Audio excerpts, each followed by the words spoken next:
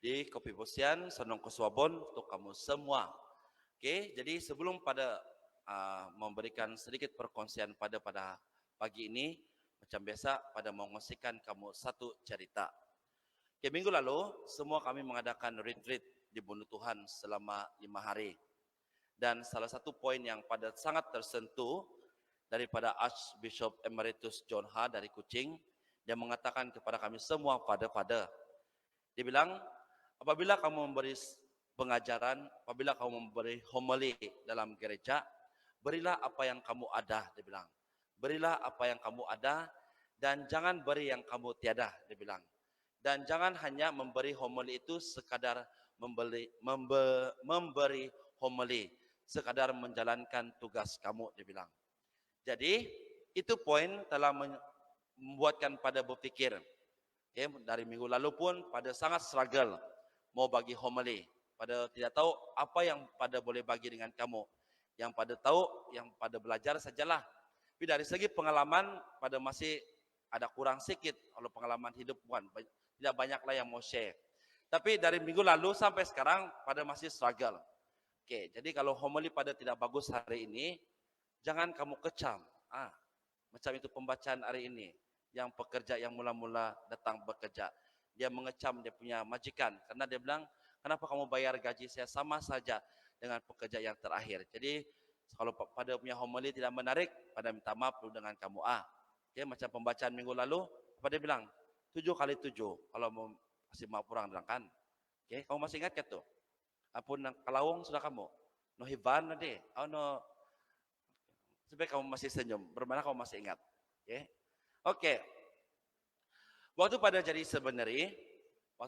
semenerian, kadang-kadang pada pun ada rasa cemburu dan dengki. Lebih-lebih lagi apabila pada melihat classmate pada, ada yang kalau bila masuk exam, ada yang mendapat markah tinggi. Saya bilang, kenapa dorang boleh pandai? Kenapa dorang boleh dapat markah tinggi dalam setiap subjek yang kami belajar di seminari? Dan kadang-kadang pada pun rasa cemburu, kalau kadang-kadang pada melihat itu seminarian, dia rapat dengan pemeter kami. Saya bilang, adakah dia mau jack kami punya pemeter supaya dia boleh kena tabis seorang pada, saya bilang. Dan apabila pada melihat di luar pula, kadang-kadang pada pun ada rasa cemburu dan dengki. Apabila pada melihat pada punya classmate yang di sekolah, mereka sudah berjaya. Ada kereta, ada rumah, ada anak, ada istri, ada suami.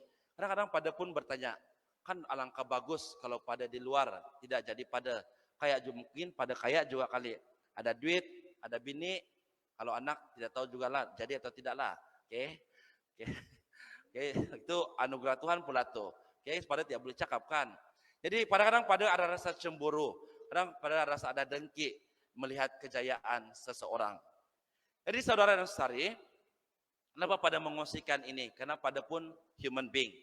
Sampai sekarang pun ini perasaan dengki, perasaan cemburu masih ada dalam diri pada. Karena pada manusia biasa apa? Pada bukan sense, pada bukan divine, pada bukan Tuhan. Oke, pada pun manusia biasa seperti kamu, makan nasi, makan itu bogok, everything pada buat seperti kamu juga. Kalau pada berbeza dengan kamu, ini semua perasaan tidak ada dalam diri pada bah. Jadi sampai sekarang masih ada, okay, perasaan masih ada, perasaan dengki dan cemburu dalam kehidupan pada. Jadi kenapa pada mengungsikan kamu ini? Pada percaya pembacaan pada hari ini memberikan kita satu pengajaran yang sangat penting. Dan sebelum kita pergi kepada inti pembacaan pada hari ini, pada mau membawa kamu dulu, okay? Jangan kita menilai pembacaan pada hari ini melalui penilaian kita masing-masing.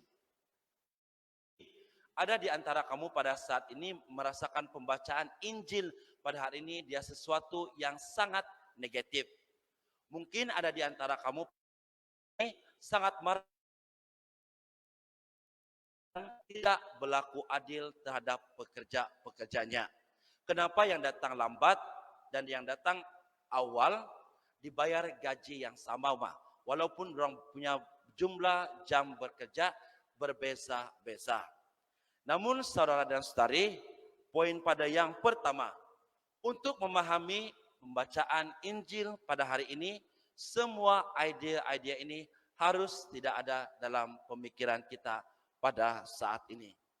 Karena yang pertama, kita harus tahu Tuhan itu memang murah hati untuk kita semua. Dan Tuhan itu sangat berbeza daripada kita. Cara dia berpikir dan cara dia melakukan sesuatu sangat berbeza daripada kita. Dan apa yang pasti, ketiga-tiga pembacaan pada hari ini menunjukkan kita bahwa Tuhan itu sangat bermurah hati.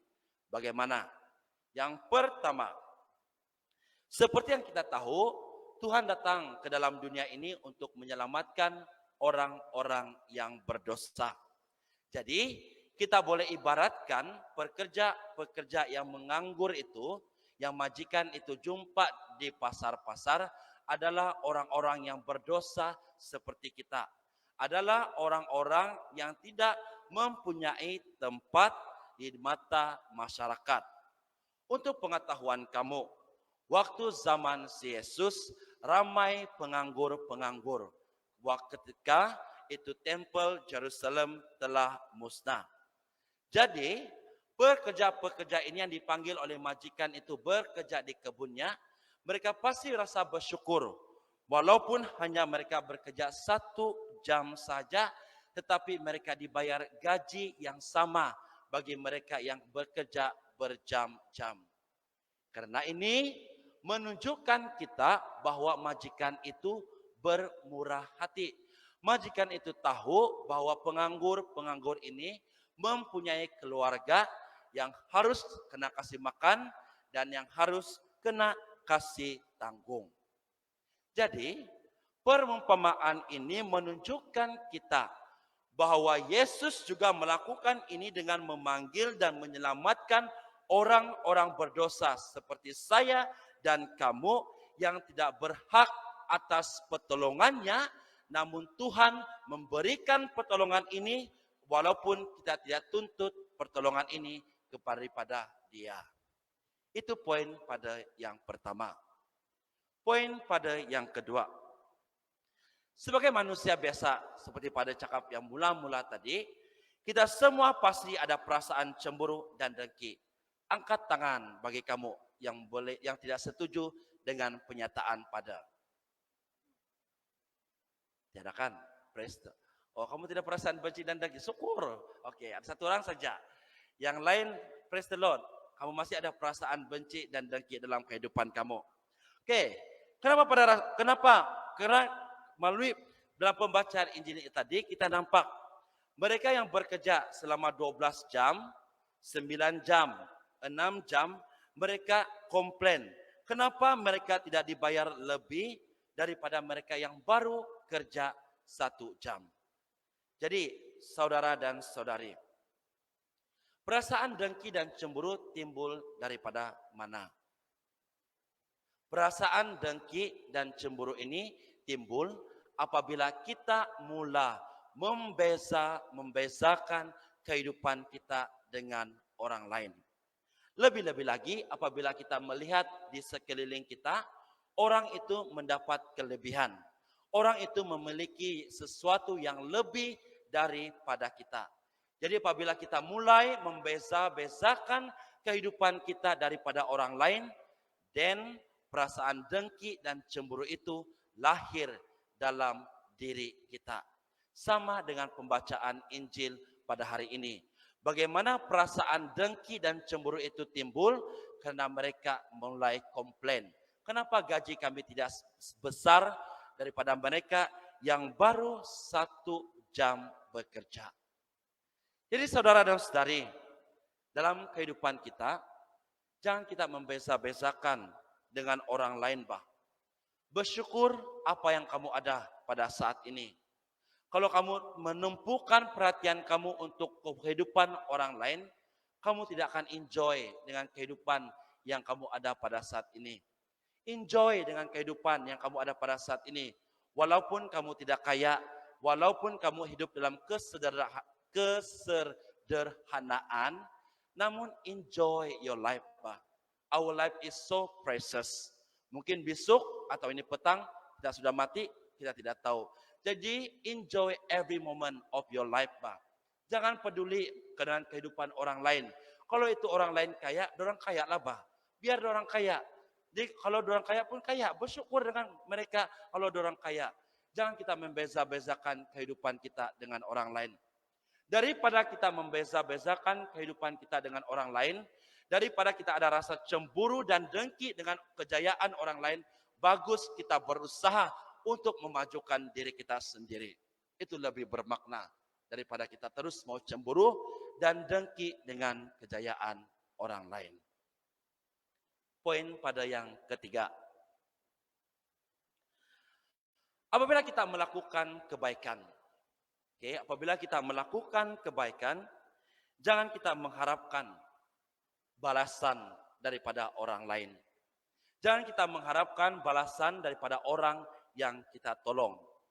Karena pembacaan pada hari ini, bagi mereka yang dipanggil mula-mula bekerja selama beberapa jam, yang sudah bekerja lama di dalam kebun itu, mereka mengharapkan balasan yang sangat tinggi daripada majikan itu.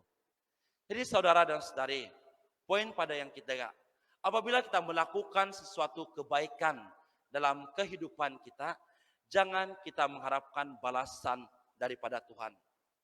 Karena kalau kita mengharapkan balasan dan kebaikan daripada Tuhan, selalunya kita tidak akan mendapat.